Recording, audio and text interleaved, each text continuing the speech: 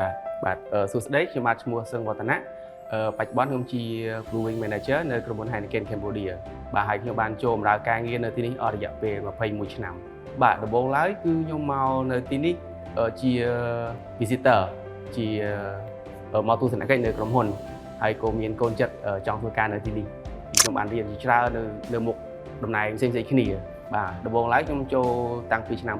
2003ជា Brewing Technician ហើយអស់រយៈពេល6ឆ្នាំនៅឆ្នាំ2009ខ្ញុំបានបដូរតំណែងទៅជា Brewing Team Leader ឬក៏យើងកាលនោះយើងហៅថា Brewing Officer ហើយបន្ទាប់មកទៀតនៅឆ្នាំ2014ខ្ញុំបានមានឱកាសផ្លាស់ប្ដូរទៅកាន់ជា Training Supervisor បាទបន្ទាប់មកទៀតនៅឆ្នាំ2018ខ្ញុំបានផ្លាស់ប្ដូរទៅកាន់ជា TPM and Training Managers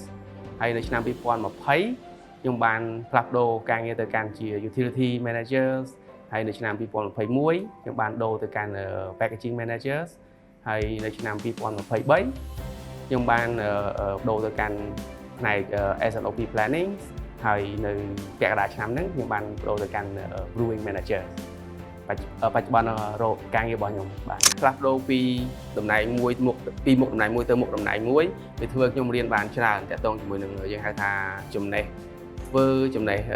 យើងហៅ functional skill និង leadership skill បាទអញ្ចឹង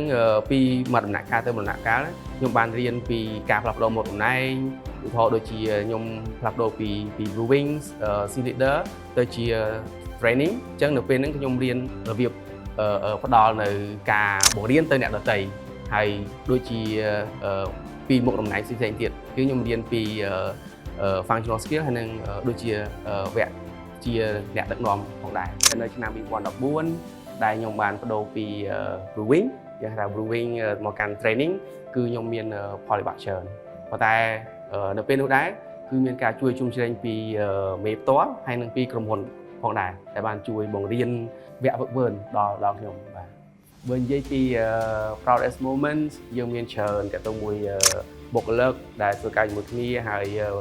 ក្នុងពេលថ្មីនេះគឺ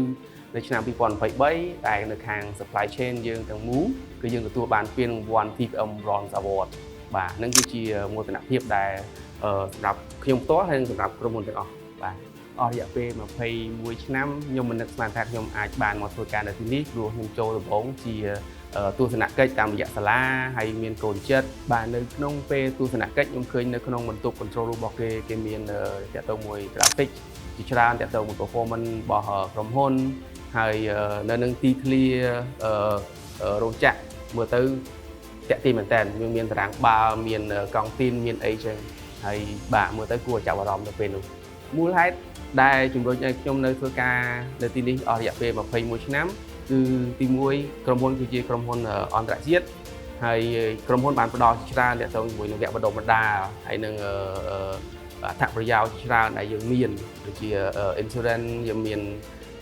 clinic មាន allowance មានអីច្រើនហើយនៅខាងរោងចក្រដែរគឺយើងមានដូចជាពេលល្ងាចឡើងយើងអាចenjoy ជាមួយបុគ្គលិកយើងដូចជាមានតារាងបាល់ផ្ទះបាល់ទាត់ហើយយើងមាន event ជាច្រើនដែលធ្វើឲ្យបុគ្គលិកយើងហ្នឹងគឺបានន័យថា enjoy together អញ្ចឹងនេះគឺជាចំណុចទូចមួយប៉ុន្តែវាធ្វើឲ្យយើងមានមោទនភាពក្នុងការធ្វើការនៅក្រុមហ៊ុនបាទហើយអរគុណច្រើនសម្រាប់រយៈពេល30ឆ្នាំរបស់ក្រុមហ៊ុន Heineken Cambodia អរគុណសម្រាប់30ឆ្នាំ